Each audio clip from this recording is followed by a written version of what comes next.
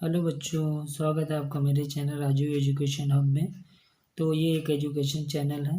तो इस चैनल में हम लोग केमिस्ट्री क्लास 11-12 केमिस्ट्री पढ़ते हैं और मैथ्स का भी अध्ययन करते हैं। और इस चैनल में आपको 6 से लेकर 10 तक जो बच्चे विज्ञान पढ़ना चाहे, साइंस पढ़ना चाहे, उनके लिए भी आने वाले टाइम में तो इस चैनल में पढ़ाया जाएगा। तो मैं आप लोग से रिक्वेस्ट करूँगा कि मेरे चैनल में अगर आप लोग नए हैं तो मेरे चैनल को सब्सक्राइब करिएगा, लाइक करिएगा, कमेंट्स करिएगा और ज़्यादा से ज़्यादा लोगों तक शेयर करिएगा। और सब्सक्राइब की साइड में जो बेल आइकन का घंटा है उसको बिल्कुल दबाइएगा ताकि आने वाले टाइम में मेरे आने वाले वीडियो आपको टाइम टू टाइम मिलते रहें।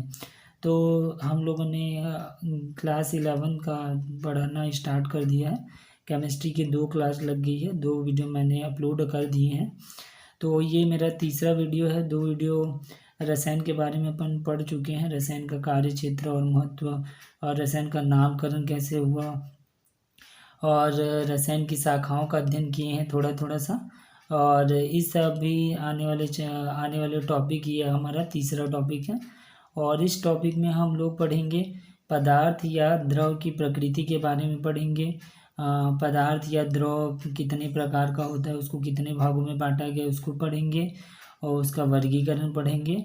और इसमें मैं तत्व को भी पढ़ाने की कोशिश करूँगा आज के वीडियो में। तो मैं ज़्यादा लंबा वीडियो नहीं बनाऊँगा, बस 10 मिनट या 12 मिनट का कोशिश करूँगा कि 10-12 मिनट में मैं पूरा जितना भी टॉपिक आप लोग को अभी बोला हूँ उतना टॉपिक कंप्लीट कर सकूँ।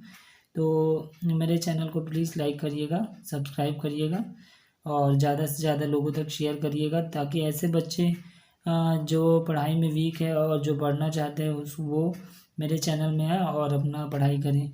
तो चलिए बच्चों, आप लोग पेन कॉपी लेके बैठ जाइए, नोट्स भी बनाते रहिए साथ में, ताकि आपको आने वाले टाइम में आप नोट्स से पढ़ सके, क्योंकि नोट्स से अच्छा दोस्त और कुछ नहीं होता है बच्चों। तो आप लोग नोट्स भी बनाते चलिए। तो चलिए बच्चों, स्टार्ट करते हैं। कहीं पे आपको समझ नहीं आएगा तो आप लोग बिल्कुल मुझे कमेंट्स कर सकते हैं। तो चलिए स्टार्ट करते हैं बच्चों। पदार्थ या द्रव की प्रकृति, नेचर ऑफ मैटर। ठीक है, चलिए आगे देखते हैं क्या बोलता है इसमें। संपूर्ण ब्रह्मांड द्रव्य एवं ऊर्जा से मिलकर बना हुआ है। जैसा कि बच्चों आप लोग को पता है कि हमारा जो संपूर्ण ब्रह्मांड है वो किससे मिलकर बना है? द्रव और ऊर्जा से मिलकर बना हुआ है। हम सभी किसी न किसी वस्तु से घिरे होते हैं। ये भी तो अपने को पता है बच्चों लोग कि हम लोग किसी न किसी चीज़ से घिरे होते हैं। हम लोग बहुत सारे चीज़ के अब डेली जो आपका दिनचर्या होता है उसे किसी न किसी चीज़ से घिरे रहते हैं। जैसे देखिए किस किस से, जैसे हो गया आपका घर हो गया, वृक्ष हो गया, जल हो गया, आपका जंतु हो गया आदि। इन वस्तुओं की उपस्थिति हम हमारे 5 इंद्रियों सेंस के द्वारा करते हैं। तो इन जो आप लोग आसपास की वस्तुओं से घिरे हुए हैं उसको आप कैसे अनुभव करते हैं? देखिए कैसे अनुभव करते हैं। तो या तो आप देखकर अनुभव करेंगे, या तो छूकर अनुभव करेंगे, या तो सुनकर, या तो स्वाद एवं सूंघकर अनुभव करते हैं। तो ये तो क्लियर है बच्चों, क्योंकि वस्तुओं का द्रव्यमान होता है, वस्तुओं का एक निश्चित भार होता है, उसका एक द्रव्यमान होता है। तो यह स्थान घेरती है तथा विभिन्न आकृतियाँ, आकार एवं रंगों के होते हैं। ये भी आपको पता है कि कोई भी वस्तु जो होती है स्थान घेरती है, उसका आकृति विभिन्न अलग अलग आकृति होता है, आकार होता है, और ये अलग अलग रंग के होते हैं। तो ये सभी वस्तुएं या द्रव्य कहलाती है और ये वस्तु या द्रव की बनी होती है। तो ठीक है बच्चों, यहाँ तक आपको क्लियर है। तो चाहे इसका एक पर्टिकुलर क्या बोलते हैं, इसका परिभाषा है बच्चों। तो मैं आपको ये परिभाषा क्लियर करने की कोशिश करता हूँ। ऐसी कोई भी वस्तु जिसमें द्रव्यमान होता है, तो ऐसा कोई भी वस्तु जिनमें द्रव्यमान होता है, जिनका भार होता है, जो स्थान घेरती है, जिसको हम अपने ज्ञान इंद्रियों द्वारा अनुभव कर सकते हैं, वो क्या कहलाती है? द्रव या पदार्थ कहलाती है। हमारे आसपास में ऐसे बहुत सारे हम लोग को वस्तुएं मिल जाएगी बच्चों जो स्थान घेरती है, जिसका द्रव्यमान होता है, जिसको हम अपने ज्ञान इंद्रियों के द्वारा अनुभव करते हैं। तो वो सभी वस्तुएं क्या कहलाएगी? आपका द्रव या फिर पदार्थ कहलाएगी। ये चीज़ आप लोग क्लियर कर लो। तो इसको निम्न उदाहरण के द्वारा हम समझ सकते हैं। देखो इसको कौन कौन से उदाहरण से समझ सकते हैं। सीमेंट है, कांच है, पेपर है, प्लास्टिक है आदि द्रव या पदार्थ है, किंतु इनके ये क्या है, ये सभी द्रव या पदार्थ बोल सकते हैं, परंतु इनका एक विशिष्ट उपयोग होता है जिनके कारण इसको क्या बोलेंगे, इनको अपन वस्तु बोलेंगे, वस्तु या मटेरियल बोलेंगे। क्लियर है बच्चों। आगे देखें दूसरा, द्रव या पदार्थ को देख सकते हैं, बिल्कुल देख सकते हैं द्रव या पदार्थ को। तो ऊर्जा को नहीं देख सकते, हाँ ऊर्जा को हम देख सकते हैं क्या, नहीं देख सकते। यह ऊष्मा पदार्थ विद्युत आदि के रूप में होती है। ठीक है, अब देखते हैं आगे चलते हैं, आगे क्या बोल रहा है देखिए, आगे देखिए क्या बोल रहा है, द्रव का वर्गीकरण। अब देखते हैं द्रव का वर्गीकरण कितने भागों में द्रव को वर्गीकृत किया गया, इसके बारे में देखते हैं।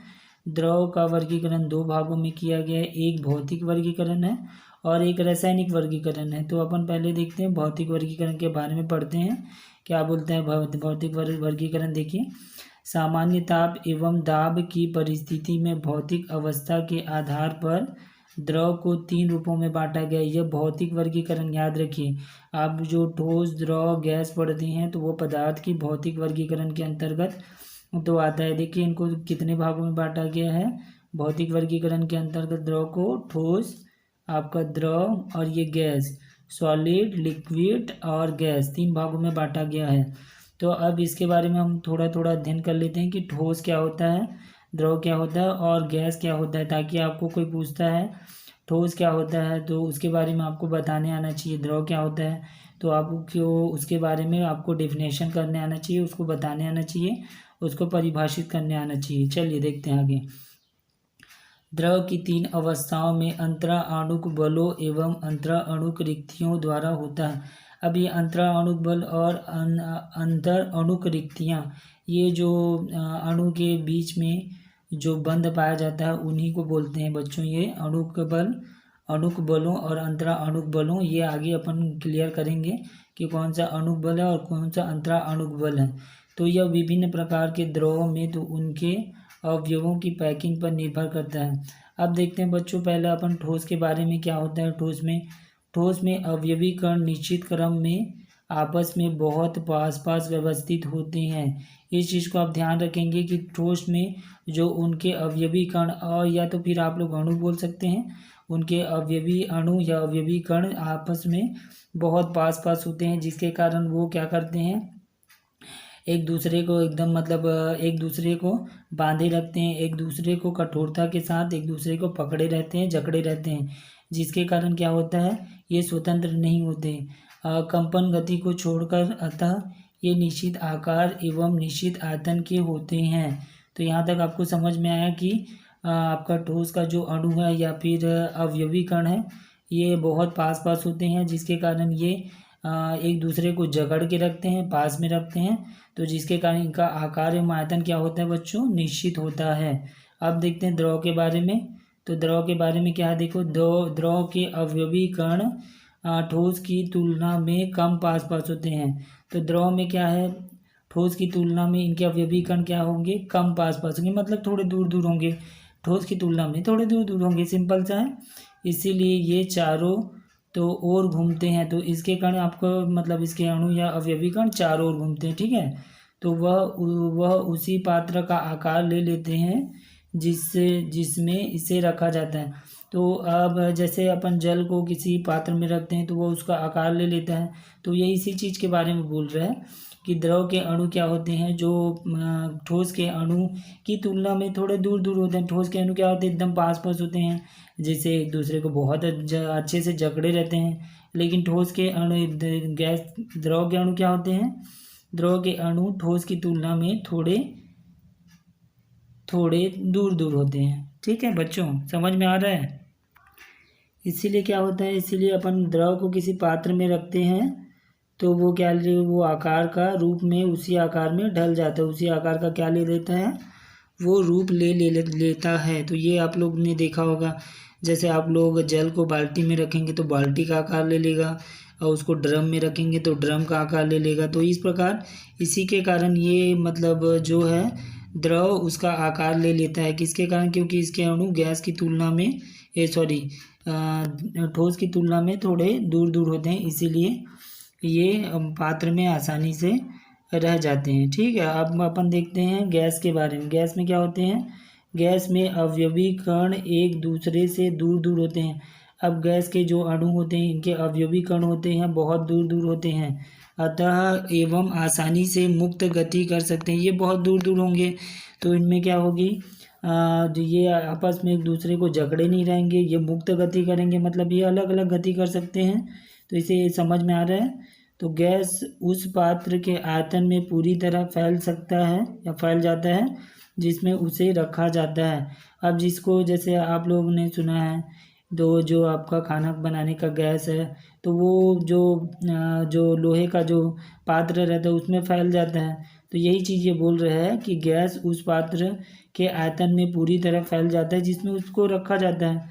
तो इसका आप क्या बोलेंगे कि गैस के अणु दूर दूर होते हैं, ये मुक्त गति में गति कर सकते हैं और इसको जिस पात्र में रखा जाता है वह उस पात्र में फैल जाते हैं। अतः इनका आकार एवं आयतन निश्चित नहीं होता।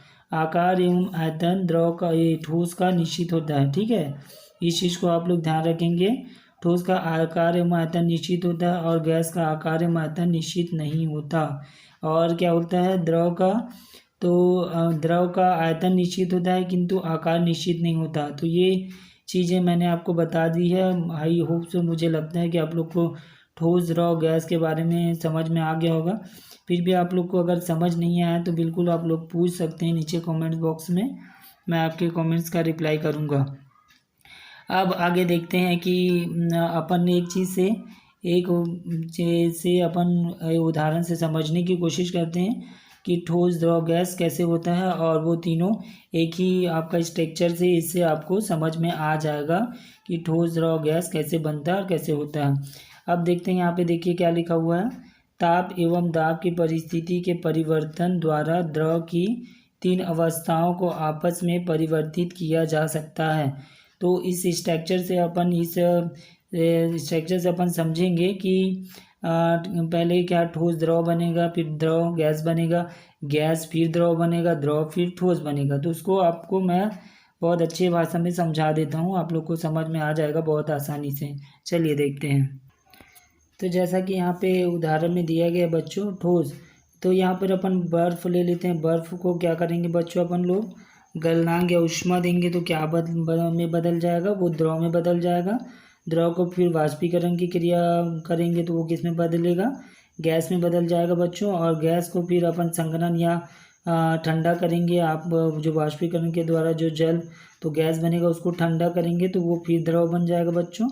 और द्रव को फिर आपका हिमांक या ठंडा करेंगे तो फिर ठोस में बदल जाएगा। तो ये स्ट्रक्चर से आप लोग को ठोस द्रव गैस तीनों के बारे में आपको अच्छे से समझ में आ गया होगा। आई होप सो, मैं जो बताया हूँ आपको समझ में आया होगा। तो चलिए आगे बढ़ते हैं बच्चों, अब आगे चलते हैं। अब देखते हैं बच्चों, हम लोगों ने भौतिक वर्गीकरण देख लिया है, अब देखते हैं रासायनिक वर्गीकरण। तो सभी पदार्थ के द्रव या पदार्थों को 2 भागों में वर्गीकृत किया जा सकता है, जैसे सममांगी और विषममांगी। तो हमने भौतिक वर्गीकरण में क्या देखा बच्चों, भौतिक वर्गीकरण में ठोस द्रव गैस के बारे में पढ़ा।